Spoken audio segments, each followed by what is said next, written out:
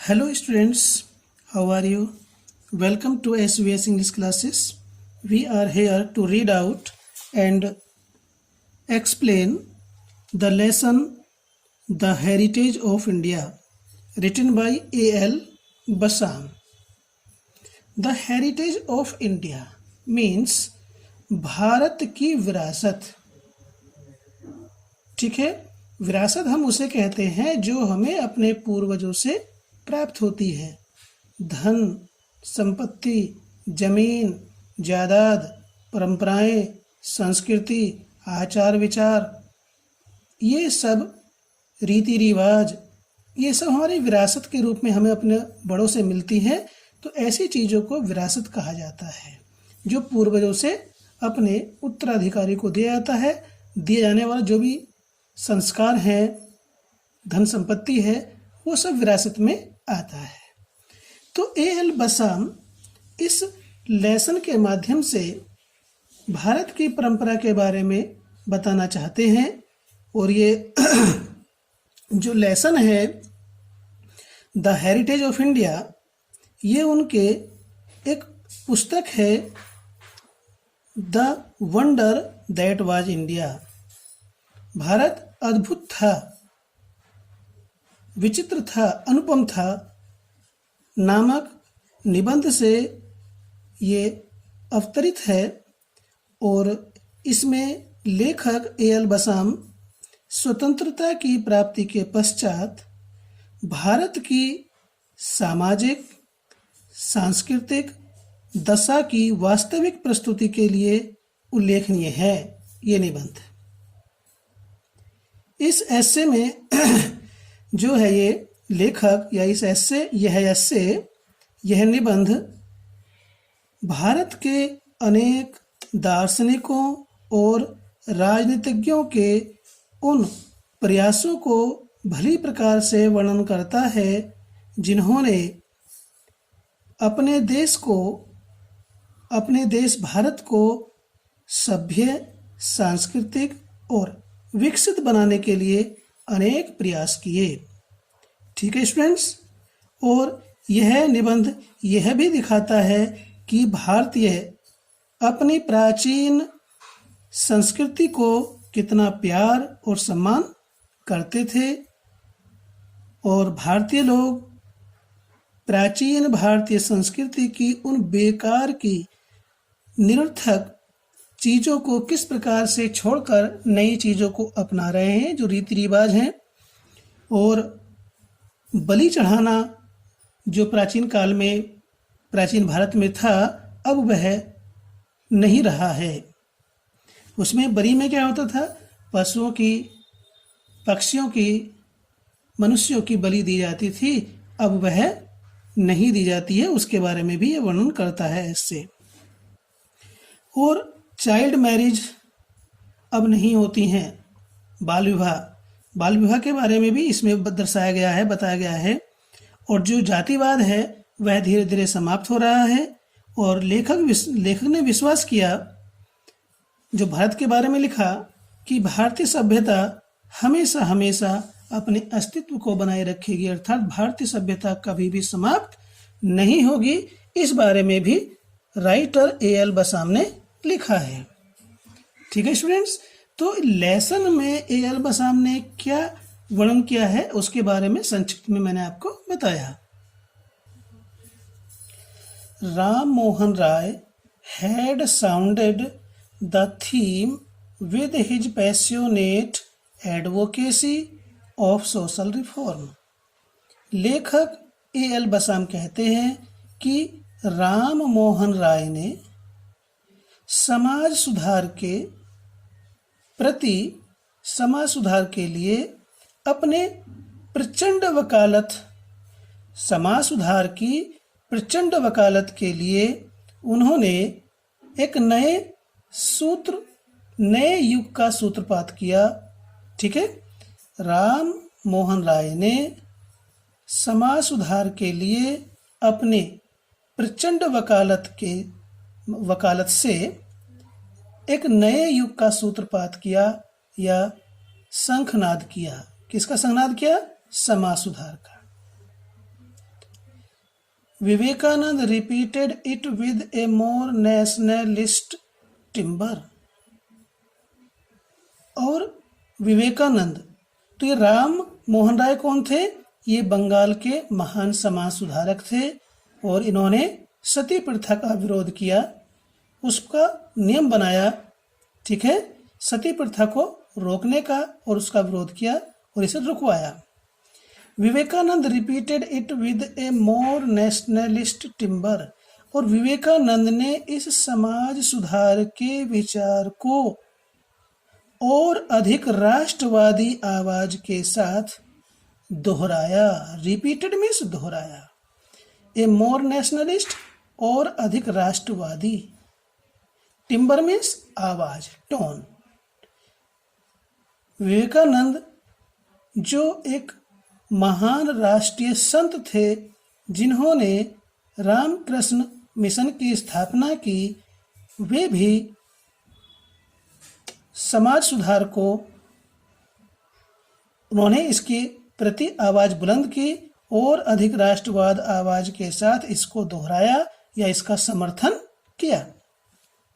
When he declared, जब उन्होंने घोषणा की, that the highest form of service of the great mother was social service, उन्होंने कहा, घोषणा की कि सोशल सर्विस समाज सुधार, समाज सुधार, ग्रेट मदर भारत माता, सर्विस में सेवा, हाईएस्ट फॉर्म उच्चतम स्वरूप।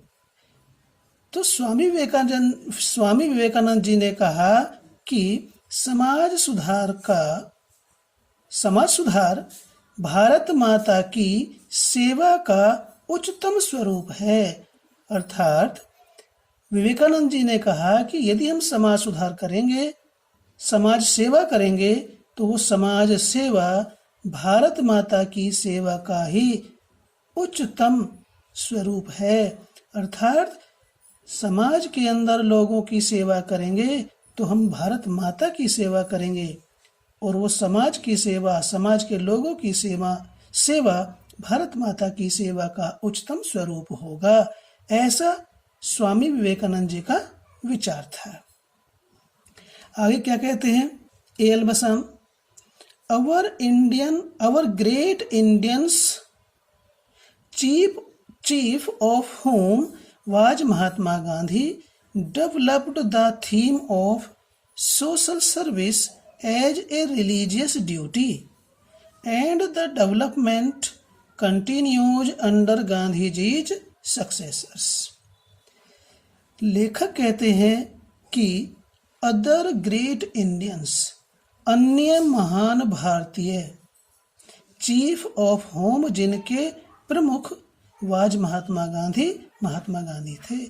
यानी कि अन्य महान भारतीय जिनके प्रमुख गांधी जी थे।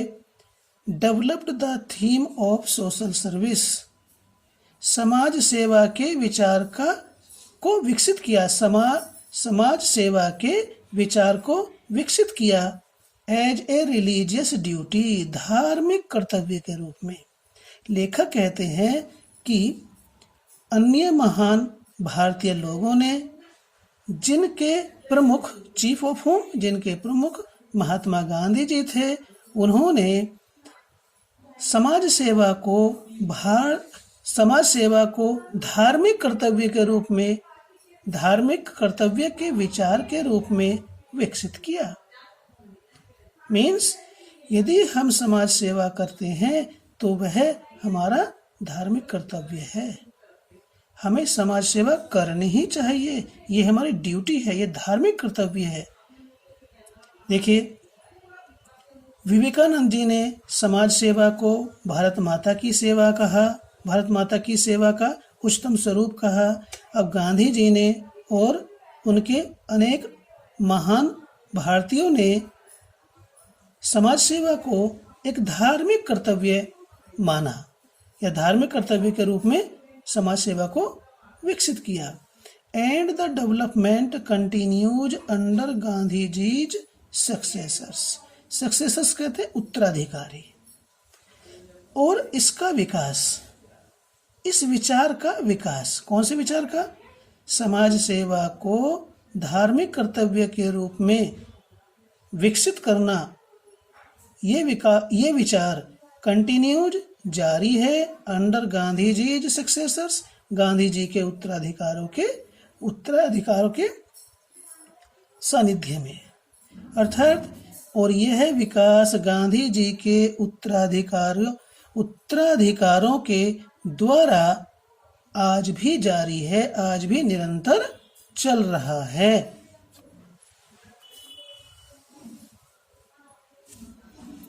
आगे क्या कहते हैं लेखक? Mahatma Gandhi was looked on by many both Indian and European as the epitome of Hindu tradition. लेखक कहते हैं कि Gandhi ji was looked on, Gandhi ji माने जाते थे, पैसिव वॉइस में है पास्ट टेंस की, बाय मैनी अनेक लोगों के द्वारा, बोथ इंडियन भारतीय एंड यूरोपियन और यूरोपीय लोगों के द्वारा, दोनों के द्वारा, एज द एपिटोम, एपिटोम कहते हैं प्रतीक, ऑफ हिंदू ट्रेडिशन, हिंदू परंपरा का। लेखक कहते हैं कि बहुत से लोग जिसमें भारतीय और यूरोपीय दोनों हैं, यानी कि बहुत से लोग भारतीय और यूरोपीय दोनों ही गांधी जी को भारतीय परंपरा के प्रतीक के रूप में मानते थे। But this is a false judgment, लेकिन ये धारणा गलत थी। फॉल्स मीन्स गलत, जजमेंट मीन्स धारणा या निर्णय, लेकिन यह निर्णय गलत था। लोगों की यह धारणा गलत थी, कौन सी? कि गांधी जी को भारतीय लोग और यूरोपीय लोग दोनों ही देश के लोग गांधी जी को हिंदू परंपरा का क्या मानते थे? प्रतीक मानते थे। लेकिन उनकी ये धारणा, ये विचार गलत है। क्योंकि he was much influenced by western ideas, क्योंकि वह पश्चिमी विचारों से अधिक प्रभावित थे। पैसिव वॉइस में ही वॉज मच इन्फ्लुएंस्ड, वह बहुत अधिक प्रभावित थे, बाय वेस्टर्न आइडियाज, पश्चिमी विचारों से। तो भारतीय लोग और यूरोप के लोग ये मानते थे कि गांधी जी हिंदू परंपरा के प्रतीक है, लेकिन ये धारणा गलत है। क्योंकि फॉर का मीनिंग यहाँ पर क्योंकि है, कंजक्शन है, सबऑर्डिनेटिंग, क्योंकि वह पश्चिमी विचारों से अधिक प्रभावित थे। गांधी जी बिलीव्ड, गांधी जी विश्वास करते थे, in the fundamentals of his ancient culture, Gandhi ji अपनी प्राचीन परंपरा के मूलभूत आधारों में विश्वास करते थे। बिलीव के बाद इन आता है फंडामेंटल्स, आधारभूत सिद्धांत या मौलिक तत्व। तो गांधी जी अपनी प्राचीन संस्कृति के आधारभूत सिद्धांतों में विश्वास करते थे। बट लेकिन his passionate love of the undergo,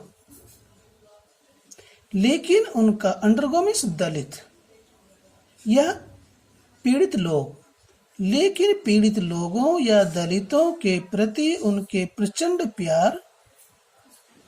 प्रचंड प्यार, अत्यधिक प्यार, and his antipathy to caste, और जाति प्रथा के प्रति उनकी प्रबल घृणा की भावना,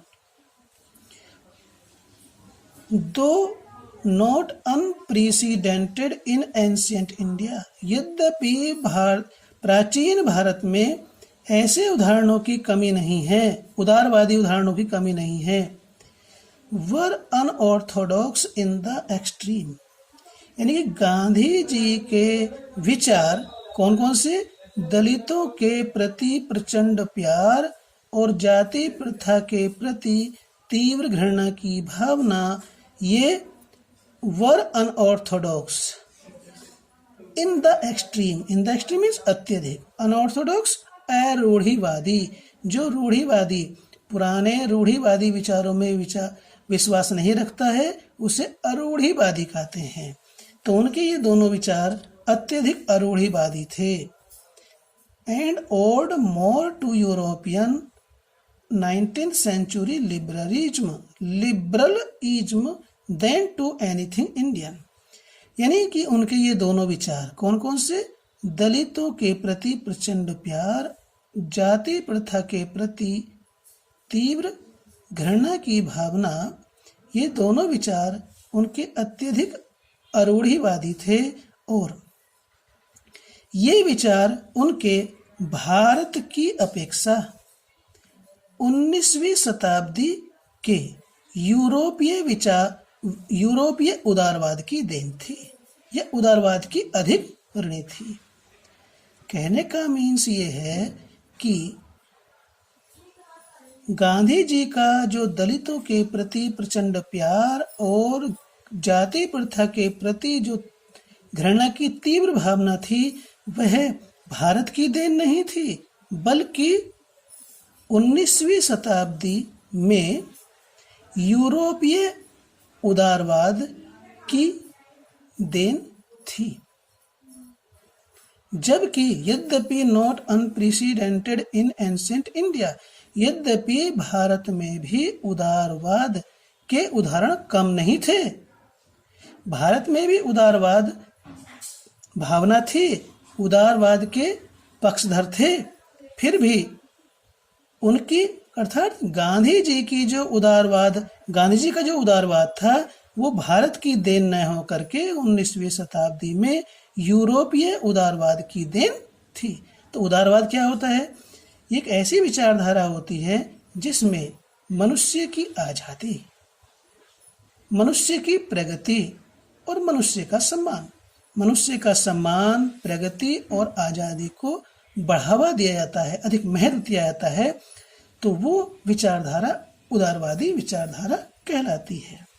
तो लेखक कहता है कि जो गांधी जी की उदारवाद विचारधारा थी वह भारतीय की अपेक्षा 19वीं शताब्दी के यूरोपीय उदारवाद से ज़्यादा प्रभावित थी या उदारवाद की देन थी। जबकि यद्यपि not unprecedented in ancient India, यद्यपि प्राचीन भारत में भी उदारवाद के उदाहरणों की कमी नहीं थी, फिर भी गांधी जी 19वीं शताब्दी के यूरोपीय उदारवाद से ज्यादा प्रभावित थे अपेक्षाकृत भारतीय उदारवाद के। ठीक है students, his faith in non violence, अहिंसा में उनका विश्वास, was as we have seen by no means typical of Hinduism. अहिंसा में उनका विश्वास, एज वी हैव सीन जैसा कि हम देख चुके हैं, अहिंसा में उनका विश्वास जैसा कि हम देख चुके हैं, was by no means typical of Hinduism, हिंदूवाद की विशेषता थी। लेखक कहता है स्टूडेंट्स कि जैसा कि हम जान चुके हैं, देख चुके हैं, जो गांधी जी का अहिंसा में विश्वास था वह हिंदूवाद की ही एक विशेषता थी। By no means typical of Hinduism, हिंदूवाद की एक निश्चित रूप से हिंदूवाद की एक विशेषता थी। हिज प्रीडिसेसर इन रिवोल्ट, रिवोल्ट मीन्स क्रांति, आंदोलन, क्रांति में उनके पूर्वज, सक्सेसर्स उत्तराधिकारी और प्रेडिसेसर पूर्वज। तो क्रांति में उनके पूर्वज कौन थे? द एबल मराठा ब्राह्मण बीजी तिलक, समर्थ मराठा ब्राह्मण बाल गंगाधर तिलक, एक राजनीतिज्ञ थे ये। And Gandhi ji impatient lieutenant Subhash Chandra Bose, और गांधी जी के इम्पेशेंट मीन्स अधीर, लेफ्टिनेंट ये सेना में पद होता है, सेना नायक कहते हैं इसको, यहाँ पर है सहायक। गांधी जी के अधीर सहायक सुभाष चंद्र बोस वर फार मोर ऑर्थोडॉक्स इन दिस रेस्पेक्ट। इस मामले में, इस संदर्भ में समर्थ मराठा ब्राह्मण बाल गंगाधर तिलक और गांधी जी के अधीर सहायक सुभाष चंद्र बोस इस मामले में कुछ ज्यादा ही रूढ़िवादी थे। गांधी जी की अपेक्षा कुछ ज्यादा ही रूढ़िवादी थे, अपने पुराने रीति रिवाज और परंपरा संस्कृति से चिपटे हुए थे। अर्थात वे गांधी जी के इस उदारवाद में विश्वास नहीं रखते थे। कौन कौन? बाल गंगाधर तिलक और सुभाष चंद्र बोस गांधी जी के उदारवाद में विश्वास नहीं रखते थे। आगे कहते हैं,